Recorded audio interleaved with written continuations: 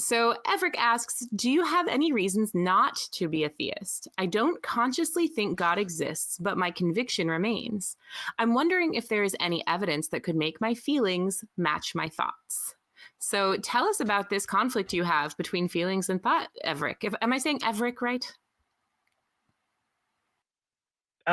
Yeah, you're saying my name right. Cool. Great. So tell us about what's your on your heart. Yeah. So I've been sort of reevaluating my belief system recently, and I don't think consciously that God exists. All the evidence I've seen isn't very good, and I don't see any good reason to believe.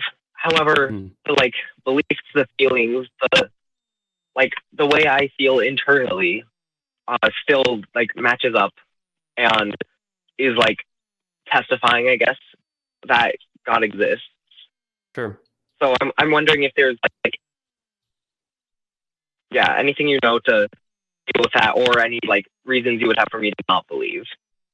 Yeah, well, so I don't want to be pedantic about your word choice, but I think that it might actually be helpful to talk about it in these terms.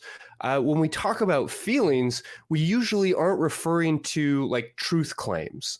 I feel mad, sad, glad, upset, hurt, whatever, doesn't usually refer to a thing that is or is not true. So I might encourage you to explore a little bit, not just do I want there to be a God, but maybe, do I feel sad about the possibility that I will not go to heaven? Do I perhaps feel angry about the fact that I spent my time worshiping or believing in these ideals? Do I feel hurt about the lies or the, maybe false beliefs or misconceptions that were spread to me? When you look at it in those terms, what kinds of emotions can come up, or how does that maybe help to clarify any of this issue? Looking at it like that, I guess I feel sad. Not so much that God isn't real, but sad that I continued to believe they were for so long. A couple years ago, my family all left church except for me, and so I guess I kind of feel ashamed a little that I said I knew the truth was true when now I'm going back on that kind of. Yeah. I mean, those emotions all make sense to me.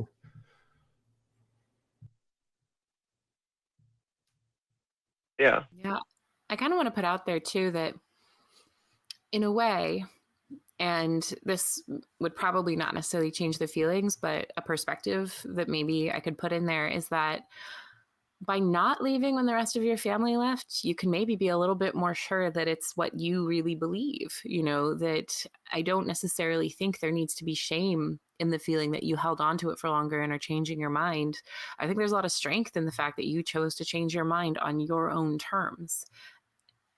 That's kind of awesome. Thank you. Yeah, I can also speak from when I'm thinking about my experience. Oh, sorry, go ahead. I guess it's also partially shame because I'll have to tell my family, my friends and stuff. And there's sort of the social aspect of going back on what I've been saying. Honestly, you don't have to tell people till you're ready also. So you can, you're leaving on your terms, you're making up your own mind. You can also tell them on your terms or share with them that you have these feelings around it. That maybe I just shared with a family member of mine recently that sometimes I find them a kind of difficult person to talk to because I'm afraid of how they'll react and that it will make me feel, particular feelings about myself. Sharing that can also matter if your family are halfway decent people, and I think that can be really helpful. For myself, when I think about my deconversion process, I went through a very similar time period where I realized that there was something, it's very hard to shift a belief, even when you, in your mind, know that you can't really hold to it anymore. In my heart, I think for me, some of it was fear of hell. That's really hard to step aside when it's ingrained. It's this little, what if I'm going to be condemned for all of this? That was a big thing for me to get over.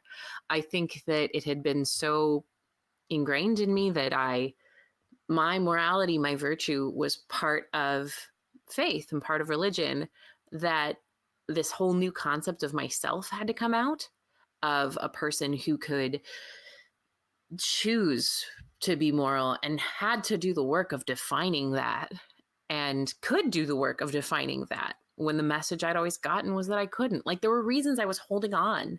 And I think a lot of it was just this, it's a burden to change, no matter what that change is sort of into or away from.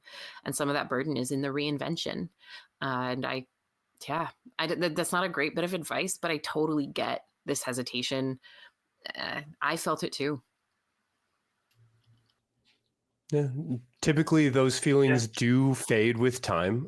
They do fade with care and attention. In some ways, they may linger, and it's always valuable to be intentional about working with some of these emotions, whether that's with a professional or just with a good book or whatever else. But where do you see yourself, I guess, in this process?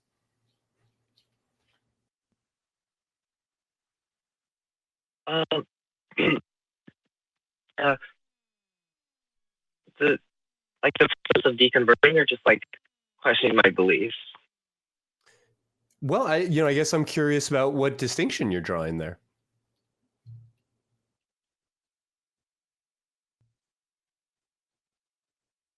The distinction I see is deconverting is kind of explicitly, like in the act of like leaving religion, where questioning your beliefs isn't necessarily like believing that they're false, but just like a more critical viewpoint. I could have questioned my beliefs and came up and that is still real, but if I'm like deconverted, I'm actively like. Yeah, no, I'm sorry, Everett. I'm having a hard time following you just because of the quality of our connection right now.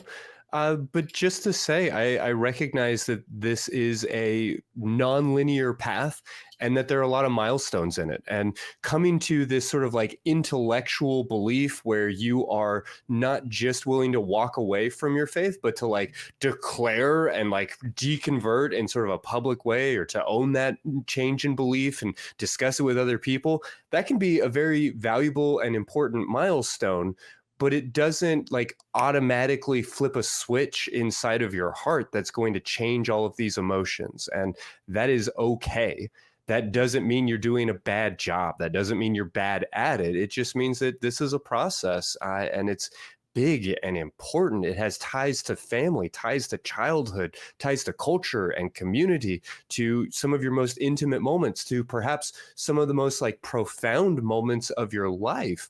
So to walk away from that or to make a meaningful change here is allowed to come with some big feelings. And I hope that you'll tend to and care for those feelings rather than try to like excise them as if they don't belong.